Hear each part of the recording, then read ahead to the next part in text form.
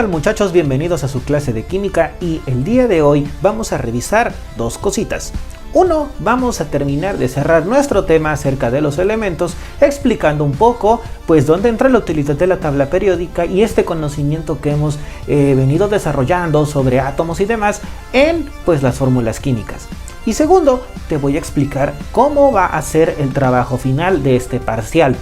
Así es que estate atento y vamos a comenzar primero hablando de la definición de qué es una fórmula química. El rey de las definiciones, nuestro buen Ultraman, nos va a explicar en el siguiente segmento.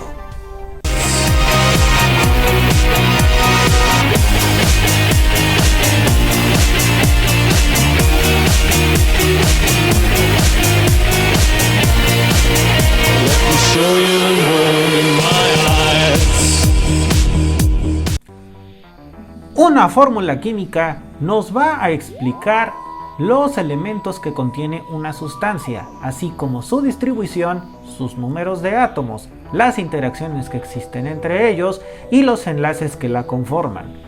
En química es muy útil conocer los compuestos y sus fórmulas para poder saber qué es lo que se encuentra y cómo podría reaccionar si se le añade algún otro elemento. Eso lo vamos a ver más adelante en nuestra clase. Soy Ultraman.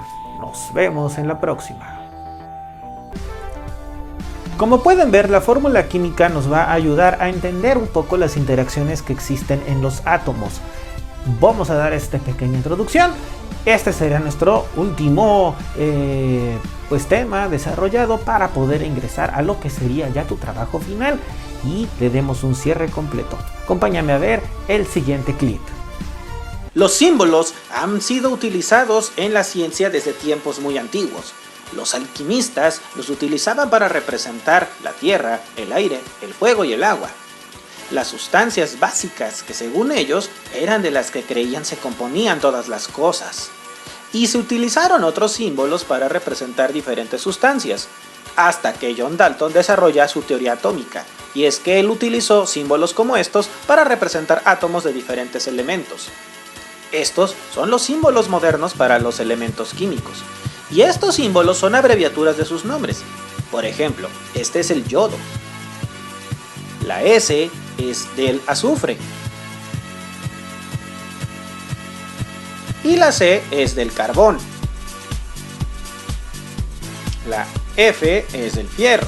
En algunos casos son abreviaturas de nombres latinos, como el ferrum en este caso, que es hierro en latín. El cuprum es el cobre en latín. Na es de natrium o el sodio según el latín. Un símbolo va a representar un átomo de un elemento. Así, este símbolo representa un átomo de helio. El gas helio está formado de muchos átomos. En la naturaleza, la mayoría de las materias existen no como átomos individuales, sino como una combinación de más de un átomo. Dos átomos de hidrógeno forman una molécula de hidrógeno. Los químicos los representan con una fórmula. Una fórmula va a constar de un símbolo que va a representar el nombre del elemento y un subíndice que indica el número de átomos que este elemento en la molécula tiene. Se lee H2. Como pueden ver, eso es un compuesto químico. No todas las moléculas constan de dos átomos. Una molécula de azufre, por ejemplo, consta de 8 átomos y su fórmula es S8. Las fórmulas se emplean para representar no solo moléculas de elementos como el azufre, sino también moléculas de compuestos, o sea, combinaciones de diferentes elementos formadas por la acción química. Cuando el azufre arde, al combinarse con el oxígeno, se forma el compuesto dióxido de azufre. La fórmula SO2 va a indicarnos que el azufre y el oxígeno se combinan con una proporción de un átomo de azufre por 2 de oxígeno. Esto forma una molécula de dióxido de azufre, o el SO2, como puedes ver en pantalla. La fórmula del agua, H2O, indica que 2 átomos de hidrógeno se combinan con un átomo de oxígeno en cada molécula, H2O, como puedes ver simbolizado con las pelotitas en la pantalla. ¿Por qué escribimos H2O en lugar de OH2? Es cuestión de costumbre, más que de otra cosa. Además que tenemos otras costumbres de notación relacionadas con el agrupamiento de la mayoría de los compuestos en 3 categorías. Vamos a ver ácidos, bases y sales, que son los que estás viendo en la pantalla.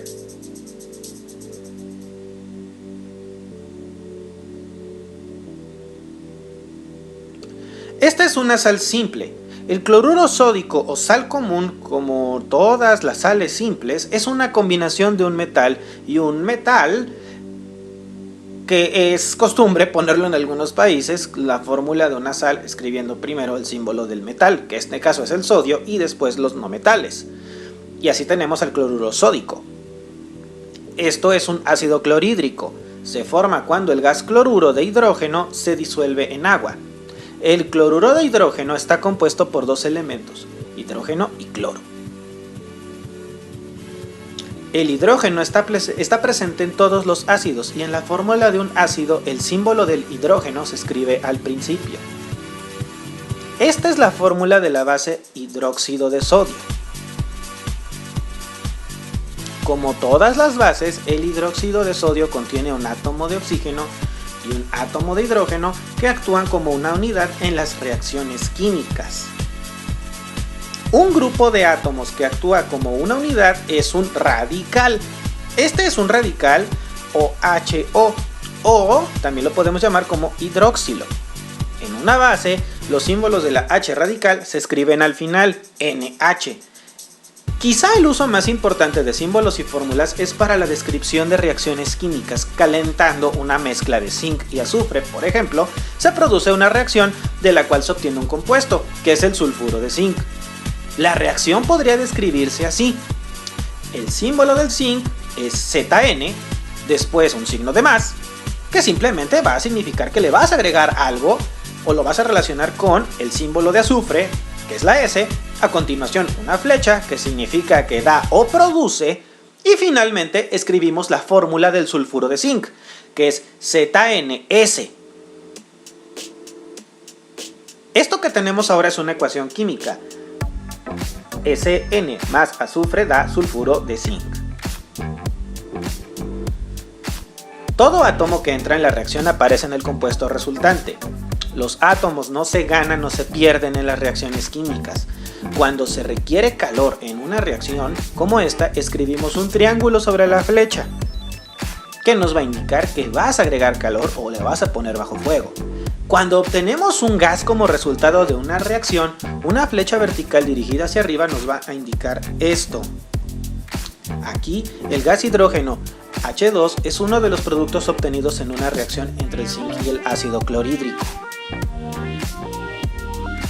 A veces, en una reacción entre soluciones, se obtiene una sustancia insoluble. Tal sustancia es un precipitado. O sea, es algo que como se asienta. La flecha vertical hacia abajo, después de la fórmula del precipitado, nos va a indicar esta circunstancia. Aquí el precipitado cloruro de plata, o Fl, es uno de los productos de la reacción entre el nitrato de plata y el cloruro sódico. Esta ecuación nos va a expresar la reacción. Esta ecuación, por ejemplo la que vemos, expresa lo que ocurre cuando el azufre se combina con el oxígeno. Cada átomo está justificado en la ecuación a cada lado de lo que pueden ver. O sea, a cada lado encontramos un átomo de azufre y 2 átomos de oxígeno. Pero observamos esta reacción. Cuando el magnesio reacciona con el ácido clorhídrico, se produce cloruro de magnesio y gas hidrógeno. Y esto indica la reacción que tuvo lugar. Observen muy bien las imágenes, pues hay un solo átomo de hidrógeno en este lado, pero 2 en este otro. Hay un átomo de cloro de este lado y 2 del otro. Dado que en una reacción química no se ganan ni se pierden átomos, esto no representa lo que ha ocurrido. No es una ecuación para que lo sea, pues se requiere lo que normalmente se le llama equilibrar o balanceo. Ahorita nada más estamos completando la ecuación añadiendo una molécula de ácido clorhídrico, HCl a la izquierda. Lo conseguimos. 2 moléculas de ácido clorhídrico se relacionan con cada átomo de magnesio. Representamos esto poniendo un 2 delante de la fórmula del ácido clorhídrico.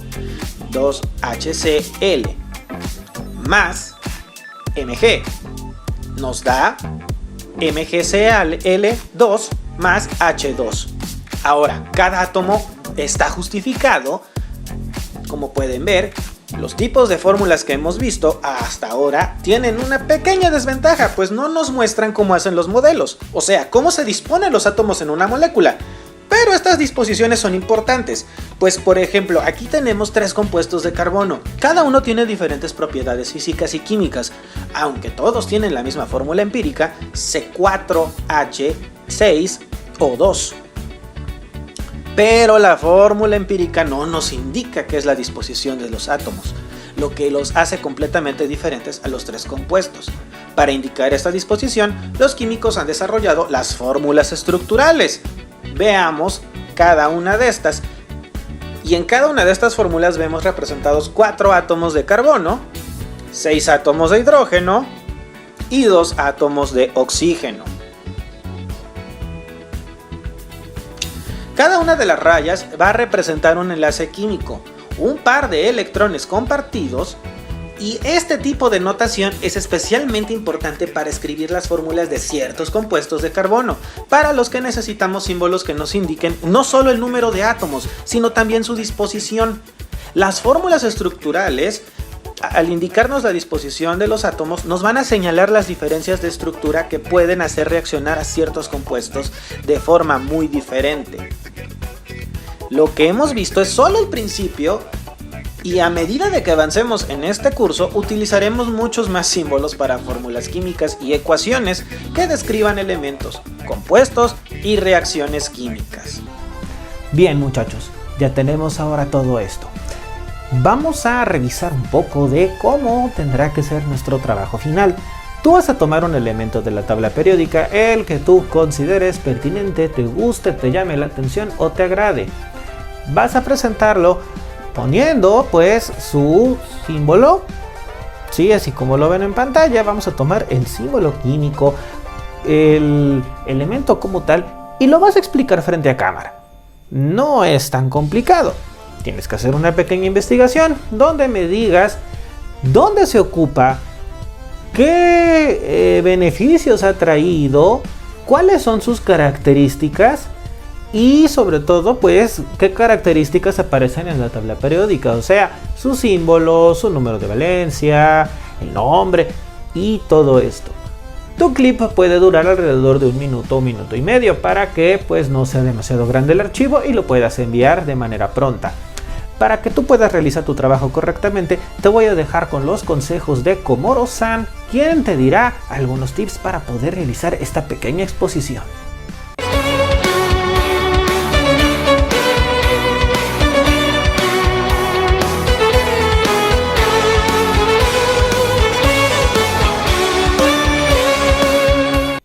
¿Qué tal chicos? Soy Komuro-san y hoy te voy a dar unos pequeños tips para que puedas realizar tu presentación de forma correcta. Primero que nada tenemos que revisar un poco la postura. No te achiques, no te sientas pequeñito frente a la cámara. Vas a explicar algo que hemos venido estudiando, que no va a ser publicado y que aparte pues es dentro de la materia. Tú no te preocupes por ello. Ahora, cuando tú vayas a hacer tu presentación, procura tener un ladito de tu cámara puesto así. ¿Por qué? Porque supongo que vas a tener acá la lámina o lo que vayas a escribir para tu símbolo químico que vayas a decirnos. Procura moverte de esta manera, ¿sí? Siempre viendo al objetivo de tu cámara y haciendo contacto visual. De lo contrario, no se vería mal, pero sí un poco raro que estés viendo a la pantalla y no al foco. Por ejemplo, aquí estoy viendo la pantalla y aquí estoy viendo el foco. ¿Se nota la diferencia de la mirada? ¿Verdad que sí? Ahora, otra cosa que tú tienes que tomar en cuenta es el volumen de tu voz. La voz, aquí, bueno, tengo yo la ayuda de mi micrófono. En tu caso, es muy importante que tengas un buen tono de voz para que se entienda fluidamente qué es lo que nos estás diciendo y qué es lo que estás señalando. Algo bien interesante e importante es que puedes visualizar tú en tu pantalla o con la persona que te esté ayudando, ¿sí?, que te diga cuál es el momento de cortar o de decir las cosas, puesto que no debe de ser tan grande el video para que la presentación pues sea rápida y sobre todo que no gastes tantos datos a la hora de mandarlo. Otra cosa también muy importante que debes de tomar en cuenta a la hora de hacer tu presentación para tu trabajo final, sí, es tener una buena iluminación, un lugar amplio donde tú puedas explicar las cosas. En trabajos pasados algunos de ustedes se ponen al aire libre, no está mal. El asunto es que el sonido del ambiente interfiere mucho y algunas cosas no se alcanzan a entender. Por el contrario, si estás en un lugar cerrado, puedes también tener una manipulación de la luz correctamente y también te puede servir mucho para que pues sea más fluido y que se entienda lo que dices. Otra cosa también que te voy a decir que te recomiendo encarecidamente es que ¿por qué no intentas ensayarlo? O sea, muévete frente a la cámara, haz algunos movimientos, ensaya con tu voz, escúchate, observa cómo te ves, no nada más lo hagas al golpe por cumplir, sino velo llevando poco a poco. Te lo estoy diciendo con tiempo porque las evaluaciones todavía no comienzan, sino hasta dentro de unas 2 semanas aproximadamente, y nosotros tenemos tiempo para desarrollar las cosas. Entonces te puede dar tiempo para que investigues correctamente, puedas depurar tu información, veas qué es lo que vas a decirnos y puedas hacer unas pequeñas prácticas para que tú puedas completar tu trabajo satisfactoriamente. Con esto te dejo. Soy Komoro-san y nos vemos en siguientes lecciones.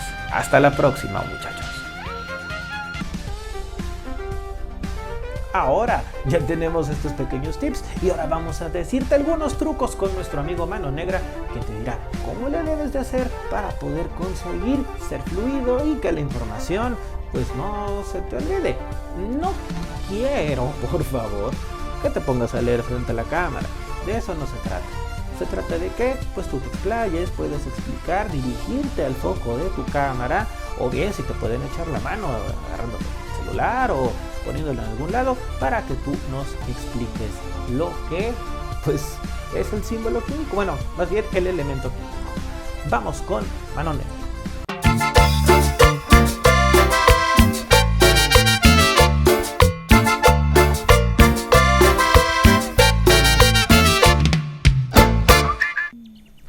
¿Qué tal, chicos? Soy Mano Negra y hoy te voy a dejar unos cuantos trucos que puedes utilizar en tu exposición. Una de las cosas que luego nos falla o que es complicado de hacer es esto de improvisar o de aprendernos las cosas. Por lo tanto, te puedo recomendar que si tienes una tarjeta a la mano o la quieres tener a la hora de tu presentación, sí, manteniéndote en esta postura, puedes guiarte en ella siempre y cuando tú mantengas, sí, la mirada a la cámara, sí, no a la pantalla o a la cámara, para que tú veas cómo te mueves y tu desempeño. Recuerda también algo bien interesante que debes entender, es que el material que vayas a presentar aquí como tu elemento va a ser tu apoyo visual. También se vale pues que puedas ir señalando las partes de lo que estás diciendo o explicando. Otra cosa que también es muy importante que debes de tomar en cuenta es el volumen de tu voz. Siempre haz una prueba de sonido o de ver cómo es que te ves, cómo te mueves mientras tú estás haciendo esta intervención para que tú puedas verte fluido y no te pongas nervioso. Recuerda que esto es una cuestión de un trabajo. Para tu calificación no va a ser publicada, solamente es para tener evidencia de que has estado viendo pues los videos, los materiales y estás tomando en cuenta estas recomendaciones. Soy Mano Negra y estos fueron los trucos que te puedo dar hoy. Pues bien, chicos, ahí lo tienen. Con esto damos cierre a los temas de este segundo parcial. Tenemos las siguientes semanas para poder realizar la evaluación y se te pueda asentar una calificación. Recuerda que cualquier duda estamos para atenderte y si hay alguna cosa que quisieras hacer extra y me la quisieras comunicar, estamos para escucharte. Soy Aníbal y esto fue tu clase de química. Hasta pronto.